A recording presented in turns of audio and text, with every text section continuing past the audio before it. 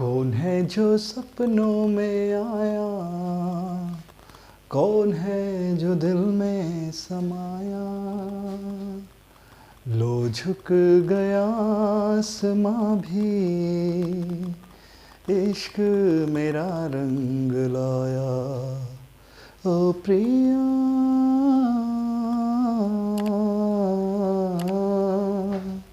ओ प्रिया।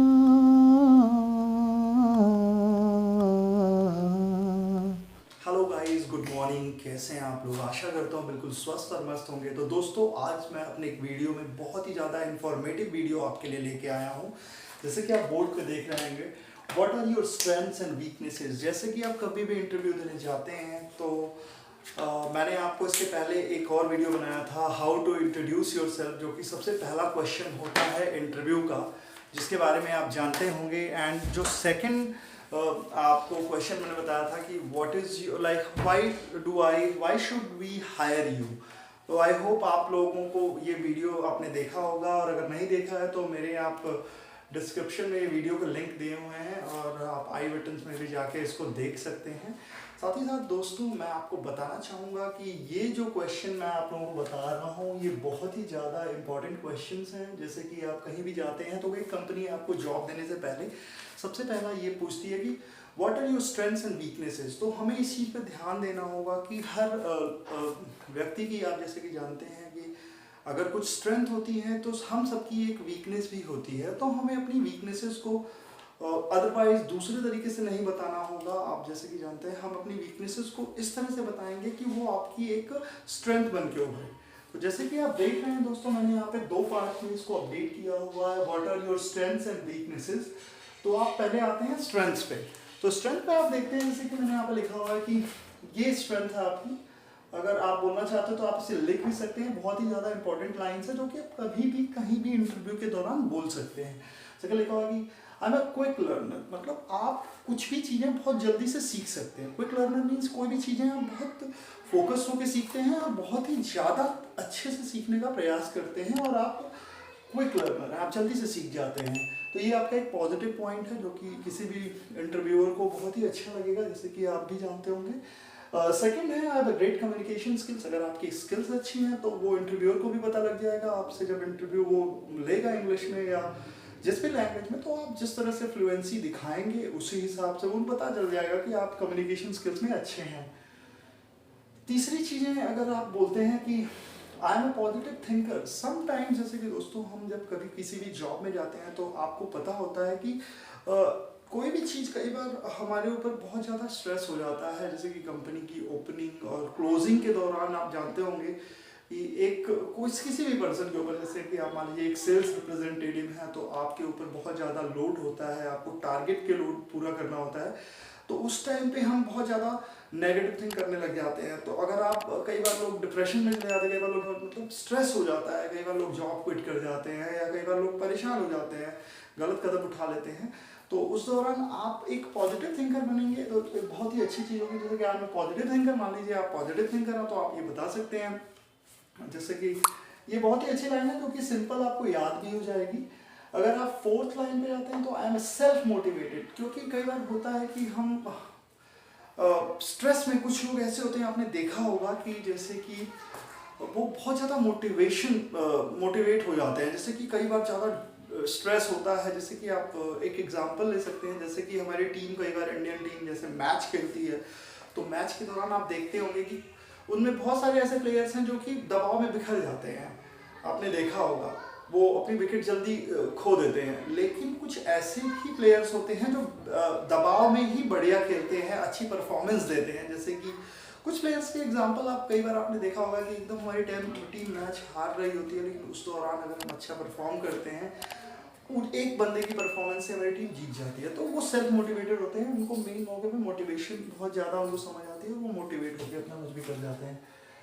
फिर तो आप देख सकते हैं कि लास्ट में एक आपको बिगेस्ट स्ट्रेंथ बतानी है। बिगेस्ट स्ट्रेंथ मतलब कि ओवरऑल लास्ट में, सबसे लास्ट में बताना है कि ये मेरी बिगेस्ट स्ट्रेंथ है। जैसे कि मैं बोलूँगा, my biggest strength is that I pay attention to my minute details in my work. मतलब मैं हर चीज़ पे बहुत ही बारीकी से ध्यान देता हूँ, बहुत ज़्यादा बारीकी से ध्यान देता हूँ। एक एक मिनट या एक एक सेकंड का मैं बहुत ज़्यादा ध्यान देता हूँ और कोई भी चीज़ को बहुत ज़्यादा एनर्जेटिक होके करना चाहता हूँ। सेकंड, आप यहाँ पे आ जाएंगे वीकनेसेस। दोस्तों मैं आपको एक चीज़ बताना चाहूँगा, जैसे कि हम कभी भी वीकनेसेस को पहले बताएंगे। जैसे कि मैं आपको स्ट्रेंथ समझा दी, लेकिन वीकनेसेस के बारे में आप पहले बताएंगे तो वो आपके लिए ज़्यादा बेटर होगा, क्योंकि आप वीकनेसेस के बाद अपनी स्ट्रेंथ जब बतानी होगी तो आप ज़्यादा एनर्जेटिक फील करेंगे और स्ट्रेंथ आप तेज़ी से आप ज़्यादा एनर्जेटिक होके आप बता पाएंगे। तो जैसे देखिए वीकनेसेस, आप अगर इसको आप स्टार्ट पहले करेंगे, वो मैंने आपको अभी बताया था, आप इसको स्टार्ट पहले कीजिएगा। जैसे मान लीजिए कि वीकनेसेस है कि हर आदमी के अंदर वीकनेसेस होती हैं, ऐसा नहीं है कि आप बोल देंगे कि आई हैव नो वीकनेसेस या मेरे अंदर कोई कमजोरी नहीं है, लेकिन हर आदमी एडमिटेड, अगर आप एडमिट करते हैं तो समझ लीजिए एक पॉजिटिव पॉइंट ही है आपका। बट ऐसी वीकनेसेस आपको एडमिट नहीं करनी है, जैसे I don't have good communication skills, फिर आपकी तो हायरिंग ही नहीं होगी। इस तरह की चीज़ें नहीं करनी है, हमें करनी है जैसे कि मान लीजिए आप बोलते हैं कि समटाइम्स आई फील शाय, कभी कभी मुझे बहुत शर्म आती है अबाउट पब्लिक स्पीकिंग या किसी चीज़ के लिए भी बोल सकते हैं, but I am feeling confident, I am enough confident to handle that.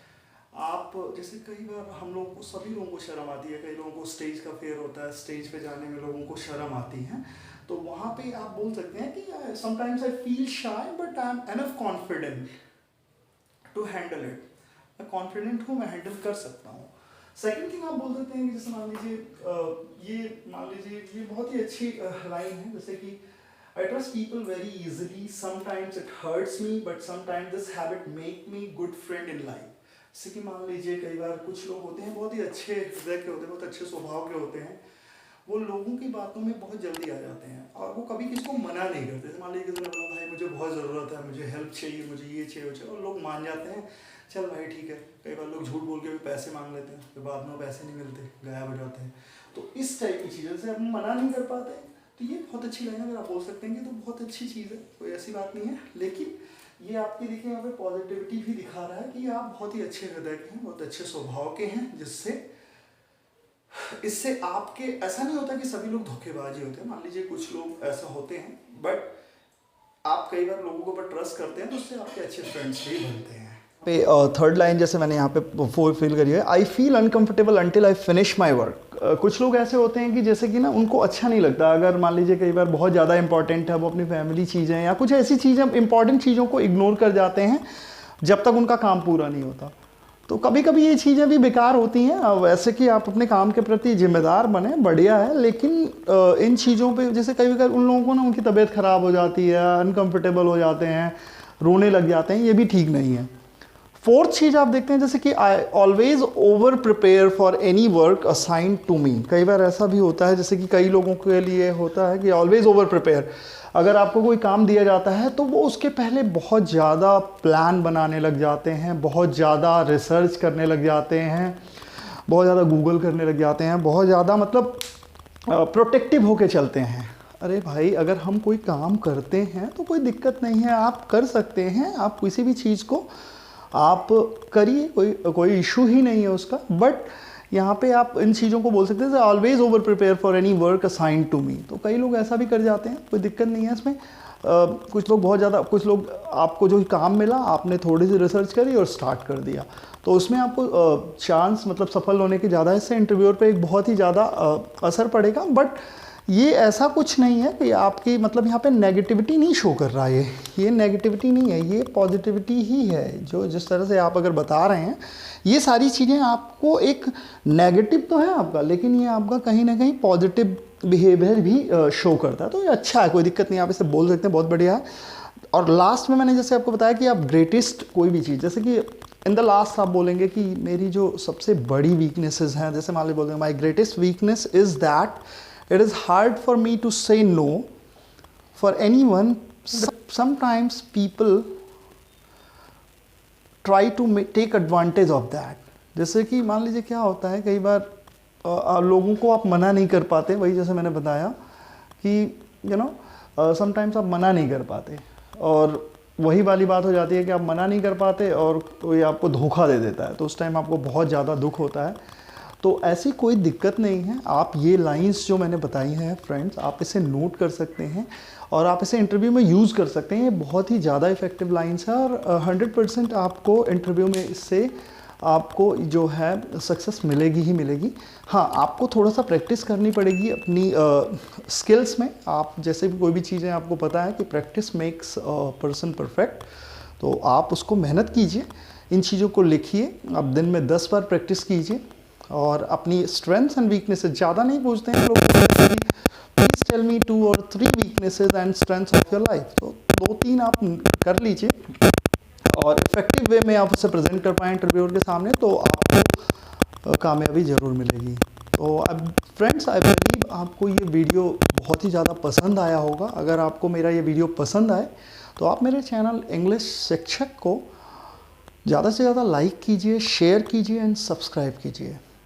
Till then, thank you so much, have a nice day.